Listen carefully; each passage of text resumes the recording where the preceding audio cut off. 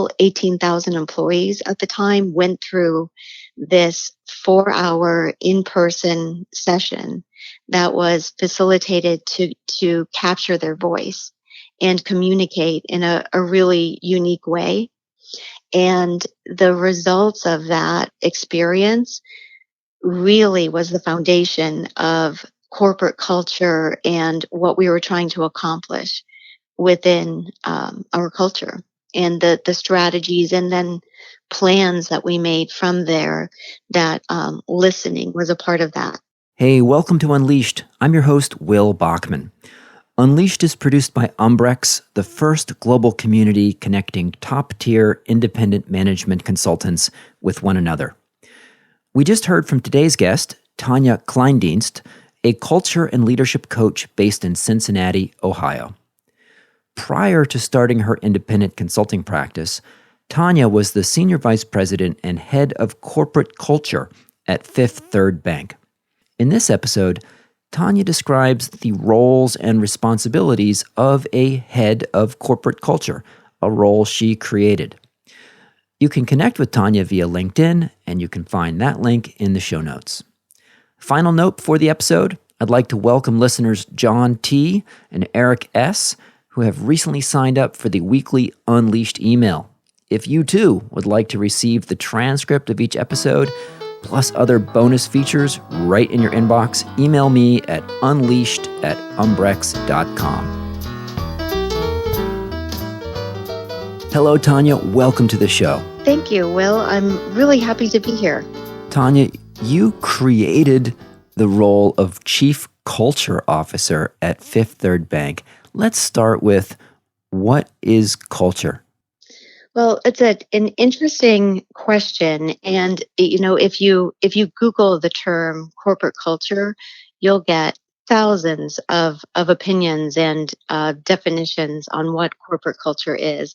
And the way I like to think about it is really influenced by Edgar Schein, and it's just the way things are done around here.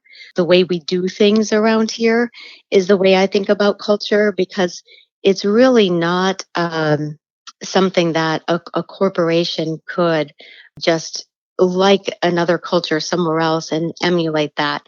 It really is the collective system of shared values and assumptions and beliefs of the employees that work in an organization, and how they use that in their daily work that unite them as a member of that organization. And those terms, the values, assumptions, beliefs, they're pretty amorphous terms that are concepts that, how do you make those really tangible, and how do they really show up in an organization? It's the symbols, it's the artifacts, it's the language that they use. And they show up in really big ways and really small ways.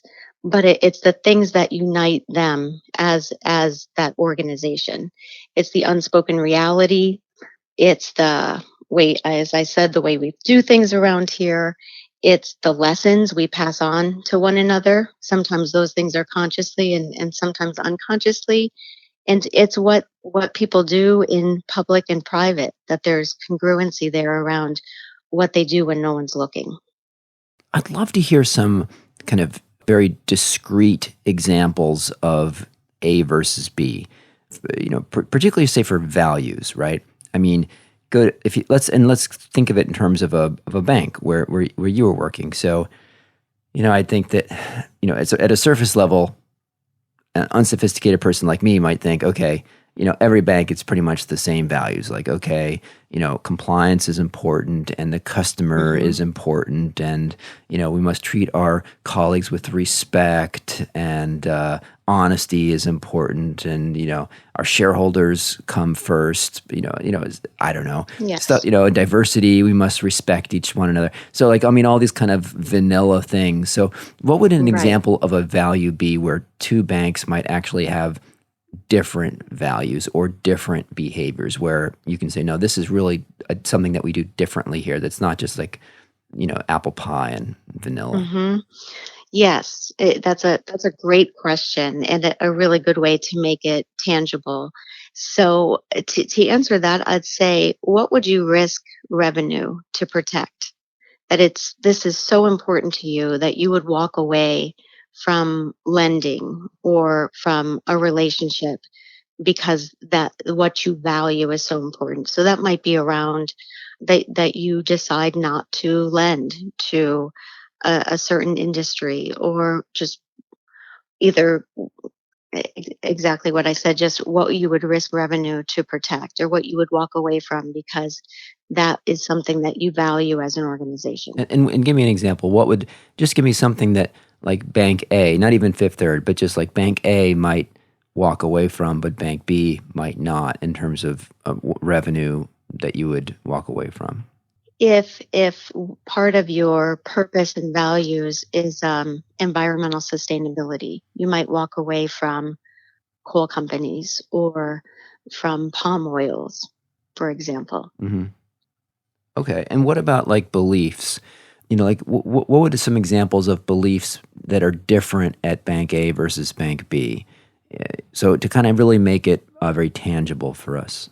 If your beliefs are around putting your customer at the center, a lot of organizations say that, not only banking, but customer comes first, customer at the center of all we do, we're customer centric.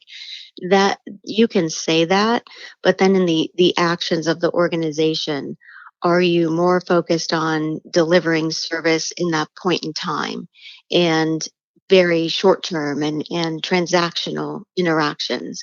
Or are you focused on more of building that relationship, which takes more time and takes more experience, and you're focused more on the long term connections? So, really being clear about what you mean by some of those values, and then how do they actually show up in the interactions with customers, the way that you think about your brand, the way you establish your risk tolerance, the way you think about innovation, the way that you operate. So you can really start to put it into more of the execution and the way you make decisions, and even the way you think about results and what does it mean to win. So you can say you're customer centric, but then how does that actually play out in the day to day decisions that you make and the way you solve problems and the way you interact with one another? Hmm. Okay. Yeah, that's helpful. Like, I mean, one that occurs to me is for maybe independent consultants, how two people might differ. One person might say, like, hey, when I think about taking on a new client, I'm really thinking about how big might this client be, and is there going to be possibility for ongoing work, and is this going to be a one-off? Whereas someone else might just say, I'm not so much worried about the long term with that one customer or that one client. Hmm. Maybe they're not big enough. They're a startup, only big enough to maybe just do this one strategy project, but I'll do it anyways because my kind of point of view is that person might then introduce me to other people and doing good work for that person. It's not just so they're kind of thinking more holistically versus that one Yes. client, right? Yeah, so it's that congruency of what you say you value, but then in your interactions, in your operations, that is actually threaded through and is defining and guiding the way you interact, the way you solve problems, the way you make decisions. What are some examples of artifacts and symbols? I'm curious about those terms between like Bank Hmm. A and Bank B about what some of this. I mean, are we talking about like a gold star on your desk, or you get a plaque or something, or what kind of symbols might like office space? Who gets the biggest office? Like, what would some examples of those Yes. symbols be? Well, a very simple one for Fifth Third Bank is if you see a Fifth Third employee on the street or in a restaurant or at the grocery store and they just came from work, you'll see that they have a pin on. It's on the left hand side, it's on the lapel, and it's a five, the fraction 5 3 on that pin. So that's a symbol that that pin is so much more than just identifying them as Fifth Third. It is a sense of pride, and it's a sense of history and values for the employee that is wearing that. So that's a physical artifact of that culture. Hmm. Okay.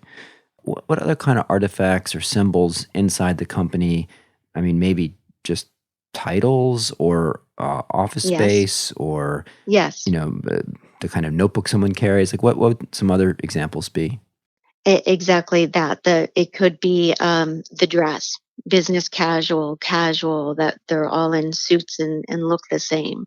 So that's a way to really start to get a signal of what that culture is. The workspace, is it open collaborative space? Is it offices and dark wood? Is it open? Are all of the desks in the center and everyone has a view of the window and in the outside and the sun coming in? You don't have that corner office, or you do. So those kinds of symbols, the way that the language that you use, the way that you describe the executive team and the distance in that hierarchy from the top to the masses, and the way that those that hierarchy is spoken about. Those are all symbols and artifacts. Great. Okay, so intro to culture. So let's get into your role. So I found this fascinating. I've never heard of this role before. A chief culture officer. You created this role at Fifth Third. Tell us a little bit about maybe your history leading up to that, and then how that role got created. And I'd love to explore kind of what that role meant and what you did in that role. Sure. So my background, I have a master's in industrial organizational psychology, behavior in the workplace. And through my career, my positions have always been engaged in human behavior and what motivates people at work, and how do you connect people to the strategy and goals of the organization.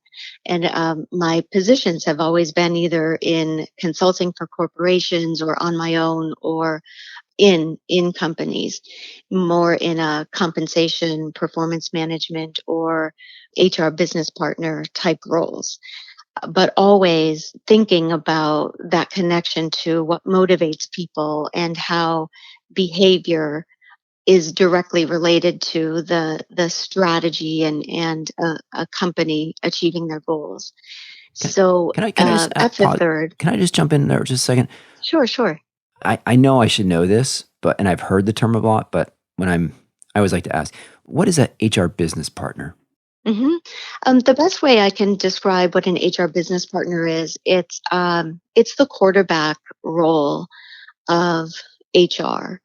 So within HR, however the operating model or an human capital, human resources function is organized, you have recruiting and selection, you have performance management, talent management, learning and development, all of the compensation and benefits, all of the functional responsibilities of HR. But one of a very common way to deliver those services to the business is through a human capital or human resources business partner.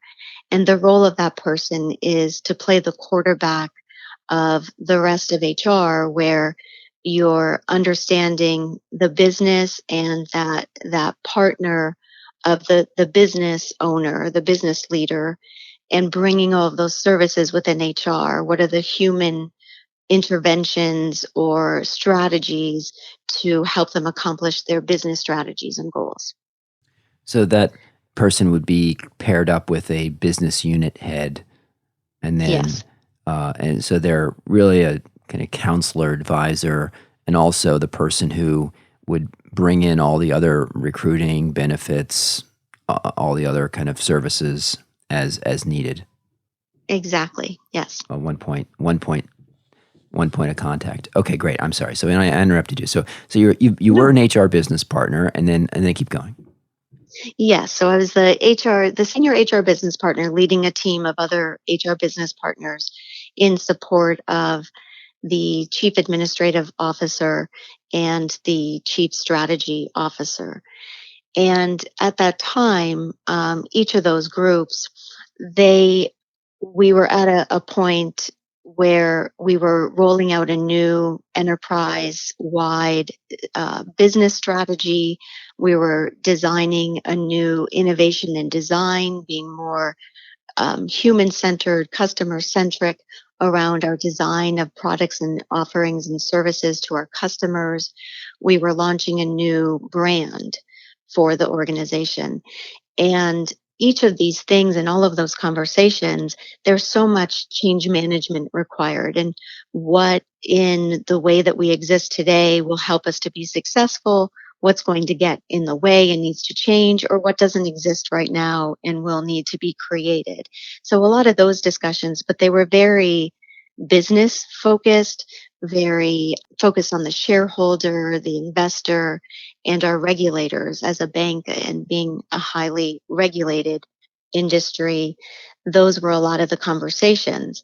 And as their HR business partner, I started to notice that we didn't always talk about the customer or the employee in those conversations about how to operationalize some of these big changes we were trying to make. So at that time, pointing this out to our chief strategy officer and our CAO, they said that's really important and a good insight. What do we do about that? So we started exploring and talking more about, well, it's culture, it's what we're all swimming in, and the employee and the customer are really essential to these conversations, but we don't really have the mechanisms to study and focus on that. So at that time, the functions that I brought together as a culture organization, one, standing up a new change management office. We had an EPMO office, enterprise program management office, which is typical in an organization that's focused on change, but more from the conversion, the operational, the technical aspects of change, really putting a group together that focused on the people side of change. So standing up a change management office. Then also inclusion and diversity being so important, having an inclusive environment that collaborates and breaks down silos and all of those things. We had inclusion and diversity in HR, but taking it out of the functions of just human capital and thinking about it more from even pulling in diversity from a diverse supplier perspective out of procurement and thinking about it from a community perspective as well. So taking all of the way we thought about inclusion and diversity and pulling them out of different parts of the organization and putting them together in one group. Corporate social responsibility, that if you're really going to focus on internal culture, there has to be congruency on what you're saying outside of the organization and how your employees feel and what you're saying inside. So corporate social responsibility. Environmental sustainability is an area that being purpose driven and focused on environment and social and governance and pulling that together. So that these are some of the groups that we started to pull together. And then also thinking about employee engagement, but expanding that definition into employee experience, just emulating the same things that you do around customer experience, just taking out the word customer and putting in employee, and really having this continuous listening strategy around that, and putting the voice of employee first and really understanding how they think about the organization, these strategies and brand, and how are they going to deliver these things, and what is going to help them to be successful and be able to accomplish the things that we're asking them to do, and what's really getting in the way and is not helpful, and they would like change around those things. So these are some of the groups that we started to pull together, whether they existed in different parts of the organization or if we were newly creating them. We decided that to really be relevant and understand our values, heritage, history, and who we are and where we want to go, how do we pull it all together so a group is focusing on those things day in and day out? And the reason that I thought that that was important at the time, and thankfully our organization agreed, is that these functions exist in a lot of organizations in different ways, but you start to compete for resources and priorities because the day-to-day work takes precedence. That's what takes priority. They're the things that you need to get done. But if you can lift them out and make these functions more strategic, and then be more of an internal consulting group that is then guiding and letting those other groups know, well, where do these things show up? Where are the critical few times where signals the culture inside and outside of the bank, and how do we bring focus to those things and help them make sure that they're on top of mind? And that's kind of what the culture team did. Tell me a little bit about this employee journey piece, the employee experience. Hmm. When you say continuous listening, how did you do that in practice? So a lot of companies will do the annual survey.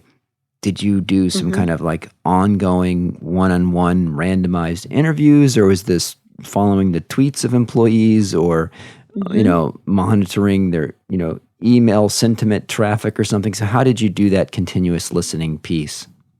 All of those things, all of those things that you mentioned. So yes, we have surveys. An annual survey is really important. That's measuring all of these things. The onboarding experience, the exit experience. So yes, formal survey is a very important part. But one thing that we did that was unique, in addition to the other things you mentioned, the employee sentiment on social media, the email traffic, and the informal structure and systems of how work and information flows through the organization, using analytics and technology to translate some of that for us. But one thing that we did that was unique to really kick off this continuous listening, we partnered with an organization called Root Inc. They're in Sylvania, Ohio. And one of the things they're very helpful in just translating that strategic alignment into creating a movement around what you're trying to accomplish.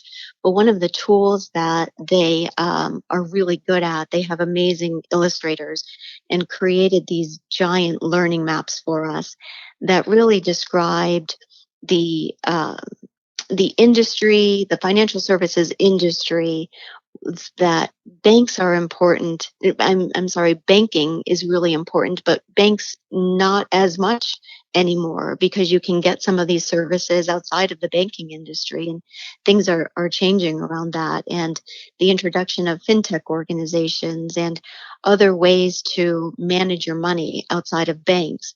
And with all of those changes, where does banking really fit into the broader industry? And that was the first time that we really had broader conversation with our employees around these topics, lifting them out of their day-to-day job and everyone thinking about the industry and where we fit within it, and bringing a sense of pride back to being a bank and how important banking could be within a community and within society and the economy. So we created this learning map around those topics. And if you're not familiar with what a learning map is, it's about 5 feet by 4 feet, a really big, almost cartoon-like illustration of these big, broad topics. And it really takes the place of a PowerPoint presentation or other presentations where people feel that information is being passed on to them and they're more of a passive listener taking in this information. What the learning map does is make it more of a two-way conversation, that you have a trained facilitator and a script guiding you through it, but it's really about the conversation, and a scribe there capturing that conversation. So that was one part. This is a three-part map exercise that we did. The first part was about the industry and banking within it and how Fifth Third fits.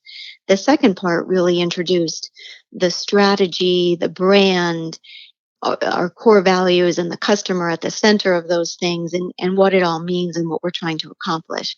And the goal of that was to not only communicate and inform on those things, but also to really get the employee to feel themselves, what their role is and where they fit within that conversation.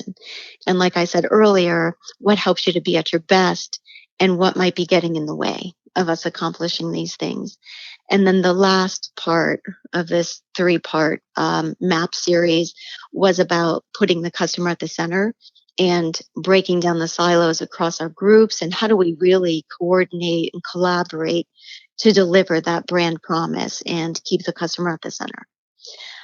So when I talk about continuous listening in the employee journey and how we captured that voice of our employees, we did things like that map series. And that was a tremendous investment, and just really proud of the bank's leadership that they even entertained us doing something like that, because all 18,000 employees at the time went through this 4-hour in-person session that was facilitated to capture their voice and communicate in a really unique way. And the results of that experience really was the foundation of corporate culture and what we were trying to accomplish within our culture, and the strategies and then plans that we made from there. That listening was a part of that. And then from there, to keep that alive, we continued to do listening sessions, focus groups. The results of the surveys is really important, but that's just more of our data is here and we know where we need to ask more questions or dig deeper, or be able to track the metrics of, is it improving? Does it, the interventions that we have put in place, are they working? Mm-hmm. Is it what employees need? So a question for you on these maps. You said all 18,000 employees went through this 4-hour session. Mm-hmm. So confused about that. So an employee's going through a 4-hour session.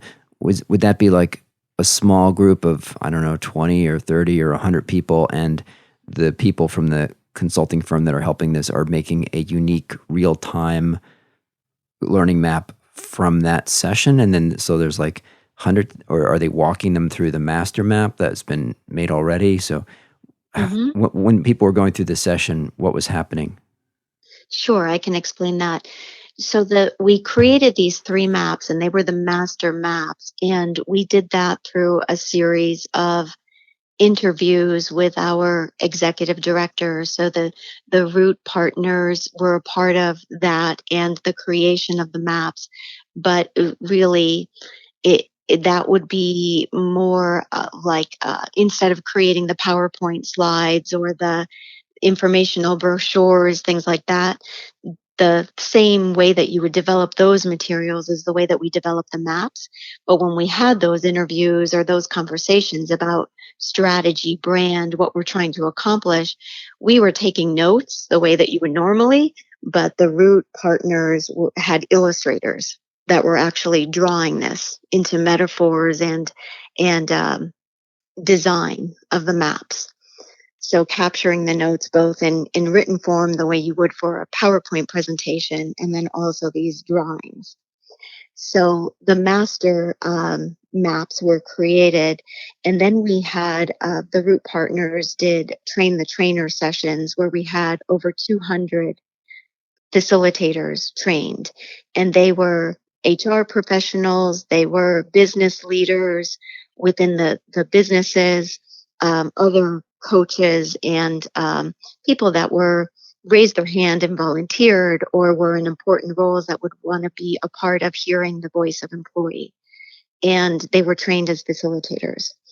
And then the delivery of the maps were, as you said, they were in small groups. So we had ideally less than 12 people, sometimes as few as 8.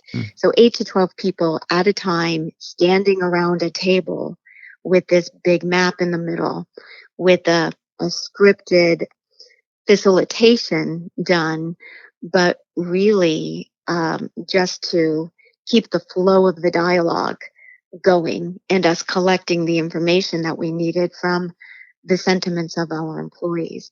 So these very small groups, and sometimes an entire division would decide to do it at once. So you could have 200, 300 people in a convention center all simultaneously being done, but 8 to 12 people standing around a table talking through this map. Or they were done in smaller groups. But throughout our footprint, which our footprint, it covers 10 states. And we did this from the year that we did it, from May through October of that year. And then we completed it. And as we onboard new employees, we created these e-maps, electronic maps. So you can have the same experience, but through almost like an e-learning or a webinar kind of experience. Okay. When you did those small breakout groups of 8 to 12 people, were they then somehow collecting some kind of group feedback and filtering it back upward? Was there kind Yes. of listening going on from that? Yes. So each session had a trained facilitator keeping the conversation going and a scribe. And that scribe's role was to capture the notes.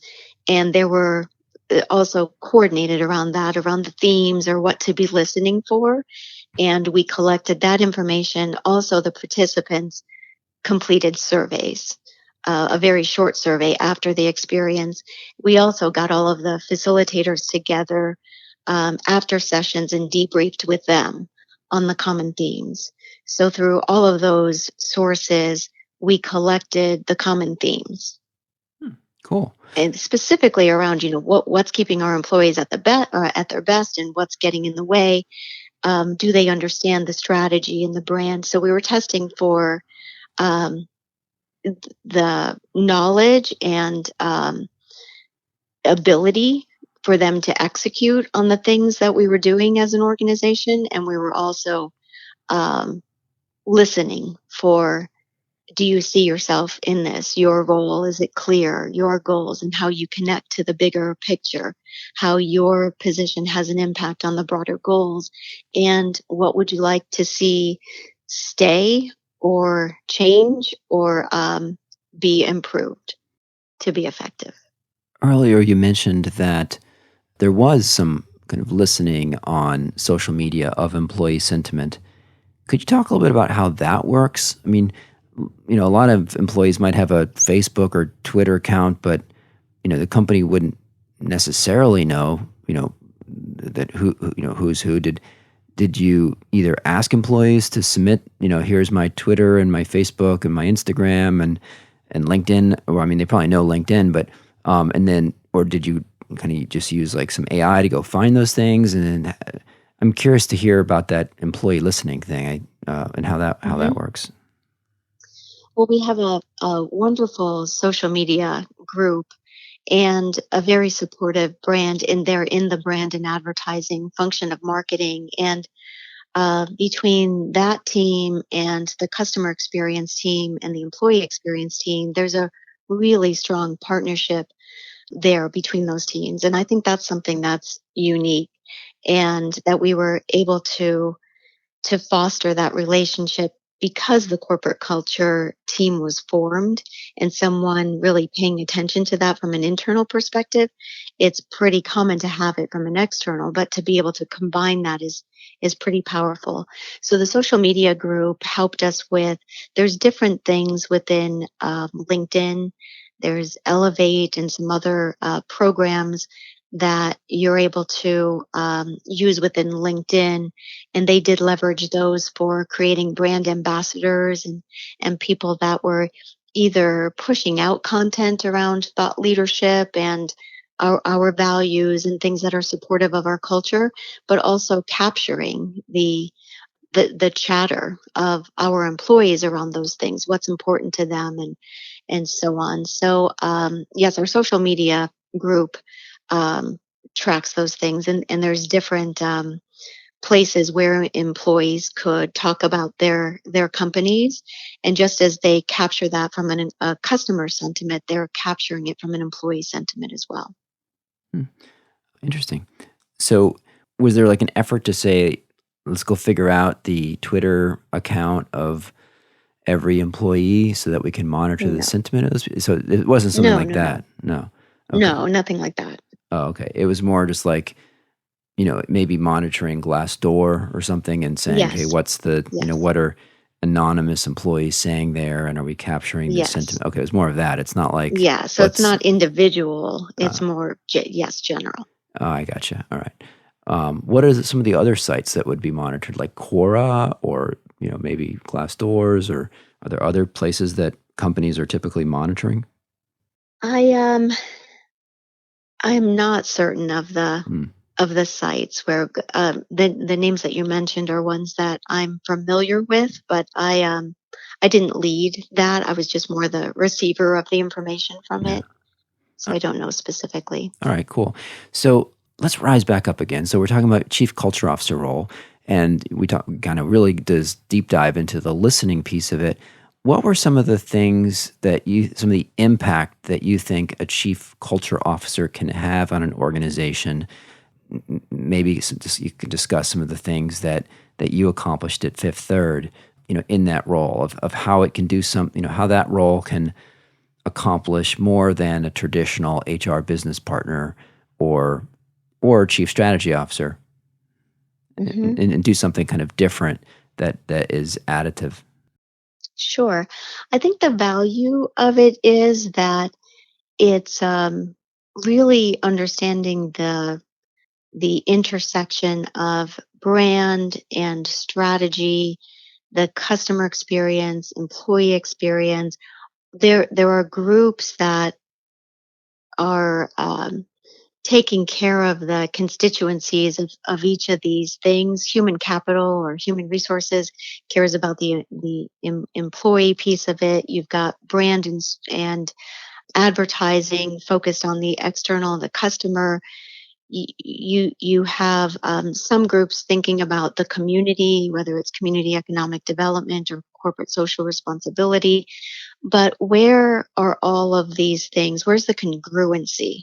So, from a corporate culture perspective, the value of the role and what can't be done by any of those individual pieces is bringing them all together and connecting them and seeing where are those connections that are most important. What is that? And then helping them with what's the ideal culture, and not trying to emulate someone else's culture, but truly understanding what culture we already have and being honest about that, and honest assessment of it, and where do we want to go, and helping each of those groups define from their lens what's the ideal, and what would this need to look like inside and outside of the organization to truly accomplish our strategy and brand promise. And then where are the gaps, and helping them with where are the critical few things, what are the critical few gaps where if we really focused on those would have a big impact. And then breaking it back up again to allow each of those groups to take that back into their group and say, well, what would we change within our strategies, or what interventions make sense for us. So it's bringing it together in the collective, and then helping them and coaching and consulting with them when they take it back into their individual groups. And then it's the measurement around it, the accountability, collectively someone measuring and tracking and talking about this in a different way. Just as you do the financials and other important business metrics, do we have culture metrics that are really the collection of all of these seemingly disparate groups in the organization? Tell me a little bit more about the employee experience, and maybe you could give me an example of something that you learned or something that a bank could learn by studying the employee experience. Something specific, and maybe something that you were able to do about that, or something a bank could do in reaction to what you learn about the employee experience? Maybe something that was surprising to you and your team. An example comes to mind of that around having a cross functional team that is designing either a new product or a new service. And there's perhaps maybe the executive or the leadership of a group has an idea about what this product needs to be, the features and benefits, and what you're trying to accomplish. So if the company then espouses that innovation and experimentation is valued and a part of our culture, but in the actual experience of designing this new product, they're learning that failure isn't really accepted, or we got so far down the path on the design of this and the team decides this isn't really what we need to do because we put the customer at the center and we started with customer insights and realized this really doesn't meet their needs. So is the culture that you espoused around experimentation and innovation really a reality for employees, or as they start experiencing in practice some pushback or resistance of those values actually playing out? So that's where you start to, in a very meaningful way, see that the culture that you espouse to have and do the things that you say you value, and the way that that shows up in everyday work, is there congruency, or what they experience and what they expected, that there's some inconsistency there? Mm. A couple times you mentioned the role the bank of the chief administrative officer. Yes. What is that role? How is that different from a chief human resources officer? What is a chief administrative officer?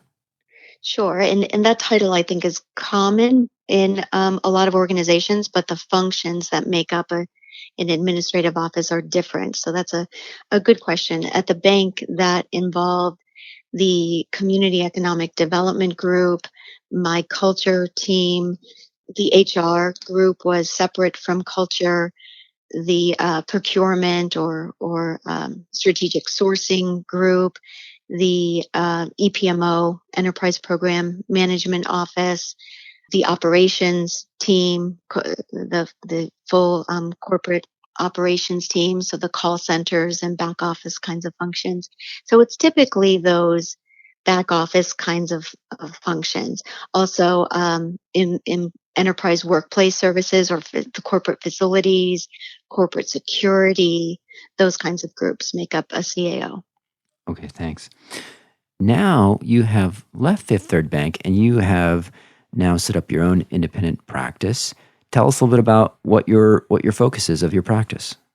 Yeah, so it's just been a couple of weeks, so that's still evolving and still getting clarity around it. But I'm specifically focusing on executive coaching and culture and leadership.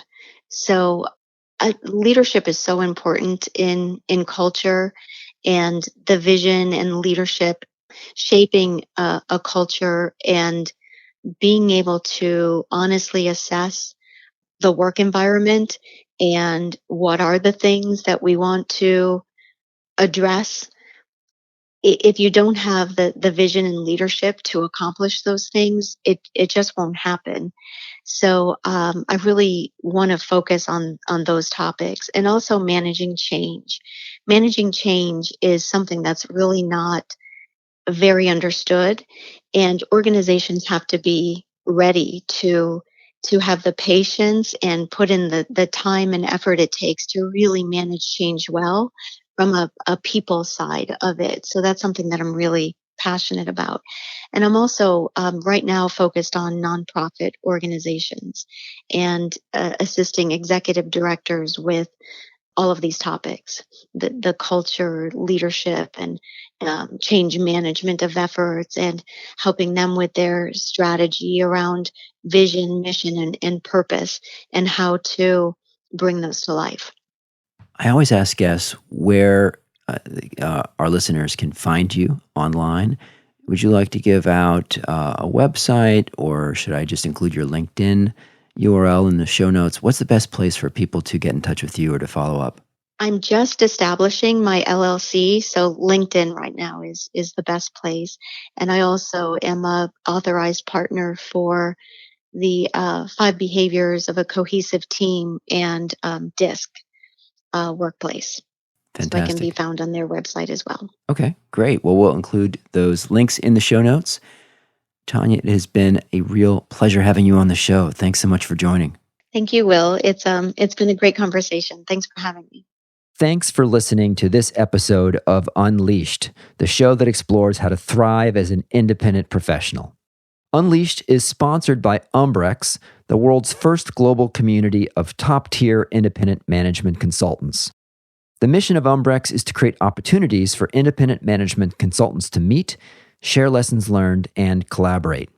I'd love to get your feedback and hear any questions that you'd like to see us answer on this show. You can email me at unleashed@umbrex.com. That's UMBREX.com. If you found anything on the show helpful, it would be a real gift if you would let a friend know about the show and take a minute to leave a review on iTunes, Google Play, or Stitcher. And if you subscribe, our show will get delivered to your device every Monday. Our audio engineer is Dave Nelson. Our theme song was composed by Gary Negbauer, and I'm your host, Will Bachman. Thanks for listening.